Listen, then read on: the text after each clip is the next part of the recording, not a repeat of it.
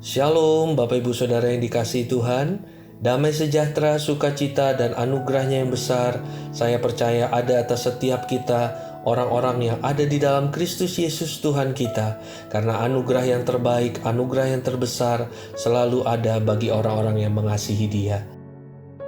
Jumpa lagi dengan kami Yabes Community dalam acara Sukat, Suara Kasih Tuhan.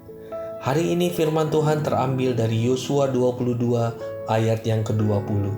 Demikianlah firman Tuhan. Ketika Akan bin Serah berubah setia dengan mengambil barang-barang yang dikhususkan, bukankah segenap umat Israel kena murka? Bukan orang itu saja yang mati karena dosanya. Saudaraku yang dikasihi Tuhan, di tahun 1999 ada satu peristiwa yang sangat menggemparkan bagi seluruh dunia, yaitu peristiwa kematian Putri Diana, istri Pangeran Charles, disebabkan karena supir yang mengemudinya dalam keadaan mabuk. Ini adalah hasil pemeriksaan laboratorium beberapa saat setelah kecelakaan, yaitu kandungan alkohol dalam jumlah di atas ambang toleransi untuk bisa mengemudi di tempat dalam darah sang sopir melebihi batas kecepatan yang diizinkan. Kesalahan seorang ternyata bukan saja dapat berakibat fatal bagi dirinya sendiri, tapi bagi orang lain juga. Seperti peristiwa kematian Putri Diana, oleh karena kesalahan sang supir, maka melayanglah nyawa seorang putri yang dibanggakan dan dibutuhkan oleh seluruh kerajaan Inggris.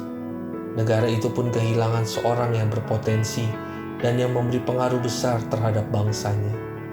Peristiwa Akan di dalam Alkitab pun menceritakan hal yang sama. Ya, suatu ketika Yosua memerintahkan pasukannya untuk menyerang kota Ai. Mereka hanya membawa sedikit prajurit, sebab Ai cuma kota yang kecil. Siapa sangka kota yang berpenduduk sedikit itu justru berhasil memukul kalah umat Allah. Yosua tidak mengerti mengapakah hal itu bisa terjadi, sampai Tuhan Allah memberitahukan penyebabnya. Itu terjadi karena seorang bernama Akan dari suku Yehuda mengambil barang-barang kudus milik Tuhan, hal yang peristiwa tidak boleh dilakukan.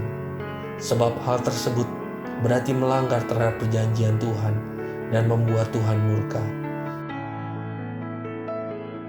Lihatlah, gara-gara kelakuan satu orang, maka orang Israel yang tidak bersalah harus menanggung akibatnya.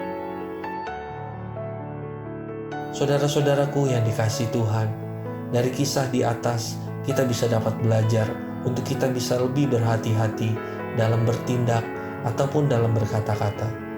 Karena saat kita lalai, ceroboh, lupa, kurang waspada dan seterusnya, bukan cuma kita, namun pihak lain yang tidak tahu apa-apa bisa kena akibatnya. Berdoalah senantiasa supaya Roh Kudus memimpin langkah dan usaha kita, sehingga kita bukan menjadi batu sandungan buat orang lain, membawa masalah bagi pribadi yang lain, melainkan menjadi berkat bagi sesama. Kita bisa membuat orang lain terluka atau bahagia. Pastikan kita memilih orang lain untuk berbahagia, bukan terluka. Saudara-saudaraku yang dikasihi Tuhan, kiranya renungan yang singkat ini dapat memberkati Bapak Ibu dimanapun Bapak Ibu berada.